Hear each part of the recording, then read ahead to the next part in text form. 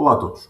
Os líderes cristãos de Alepo emitiram ontem um pedido de orações e de ajuda internacional para acabar com o conflito naquela cidade, na Síria, que recomeçou depois de uma pausa por altura do Natal, mas recomeçou agora com mais força ainda naquela cidade.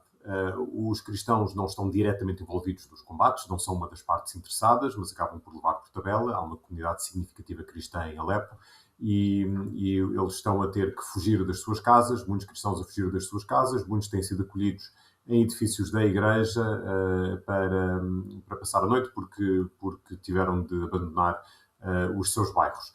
Aquilo que se está a passar em Alepo é complexo e, portanto, neste vídeo tenciono explicar muito rapidamente quem é que está a combater e porquê. Ora, de um lado temos as forças do governo. Recordo que este governo já não é o governo de Bashar al-Assad, é o governo que tomou o poder há cerca de um ano e um mês. Eram as forças da oposição a Assad, que estavam confinadas a uma pequena cidade no norte, apoiadas só pela Turquia, e que conseguiram reagrupar-se num ataque relâmpago ano passado, o ano passado tomaram o país em poucos dias, foi uma coisa que apanhou muita gente de surpresa, e é claramente um efeito da guerra na Ucrânia, porque Moscovo, que apoiava diretamente e ajudava a sustentar o governo de Bashar al-Assad, já não estava capaz de se envolver em mais uma guerra e, portanto, acabou por deixar cair esse regime e perder a sua influência nessa zona. Portanto, há quem diga, ou há quem diga não, é um facto que a maior parte dessas forças eram forças de fundamentalistas islâmicas. Eles têm feito um grande esforço para se apresentar agora como moderados. Há quem desconfie disso, há quem lhes dê um voto de confiança. Tem havido problemas na Síria, não é esse o tema agora deste vídeo, mas é uma questão de se esperar um pouco para ver aquilo que vai acontecer no país. Mas neste momento, aquilo que está a acontecer é que essas forças estão a tentar tomar à força dois bairros em Alepo que são de maioria curda. E esses bairros não têm aceite a autoridade do governo de Damasco e estão aliadas, associadas à autoridade que tem mandado há já mais de uma década no nordeste da Síria. Portanto, agora passamos à outra parte que está neste conflito, que tem sido apresentado muitas vezes como uma força curda, mas é um bocadinho mais complexo do que isso. Portanto, quando começou a Guerra Civil na Síria, houve grupos no nordeste da Síria, que é uma zona onde há uma grande comunidade curda, mas há também uma comunidade significativa de cristãos e também outras etnias e religiões, e também árabes, como é evidente, árabes e muçulmanos. Eles organizaram-se, asseguraram ali aquela zona do país e apresentaram-se como uma entidade autónoma dentro da Síria. A Síria estava no caos, não é? Portanto, Damasco mandava numa parte, as forças rebeldes noutra, o Estado Islâmico muito ativo também nessa zona onde estavam os curdos, e os curdos lideraram esta coligação de diferentes fações para se defender contra o Estado Islâmico e para assegurar o seu domínio sobre aquela zona. E têm apresentado, desde aí, têm-se apresentado como alternativa democrática para a Síria. Dizem que todas as posições políticas naquela região autónoma são ocupadas em paridade, por homens e por mulheres. Todas as fações diferentes estão representadas, cristãos, siríacos, cristãos de outras correntes, curdos, árabes, turcómanos, etc. Todos eles estão representados e, portanto, têm tentado vender a imagem de uma alternativa democrática para o Médio Oriente. Há quem desconfie disto também, mas na prática é isto que eles têm estado a tentar fazer.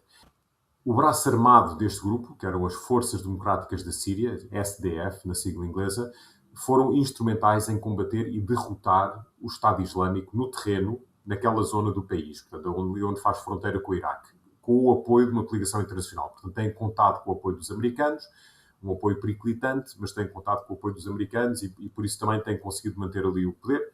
Damasco tinha um acordo tácito de um pacto de não agressão com estas forças, tinham inimigos comuns, nenhum deles queriam os fundamentalistas islâmicos a mandar no país, portanto não se chateavam muito, toleravam-se, mas também não se adoravam propriamente, não eram propriamente aliados. Quando caiu o regime de Bashar al-Assad, este grupo do nordeste da Turquia, da Síria, revelou algum receio com aquilo que poderia vir aí, que um regime liderado por estes ex-fundamentalistas islâmicos, se aceitarmos esse termo, poderia ameaçar a convivência entre as diferentes etnias e os diferentes grupos na Síria e, portanto, recusaram-se a ceder o seu território ao controlo do governo federal e lutaram pelo reconhecimento da sua zona como uma zona autónoma. E em Alepo asseguraram o controlo destas duas regiões, os dois bairros, Sheikh Maksud e Ashrafia, que têm maioria curda e que disseram que ali mandavam eles. Pronto, a coisa foi aceite, o novo regime em Damasco não estava capaz de lhes fazer frente, mas agora as coisas aqueceram e agora eles estão a tentar pô-los fora de Alepo para assegurar o controle de Alepo e dizem que vão depois avançar e assegurar o controle de todo o país. Pronto. A terceira figura aqui muito envolvida e que contribui muito para este estado de coisas é a Turquia.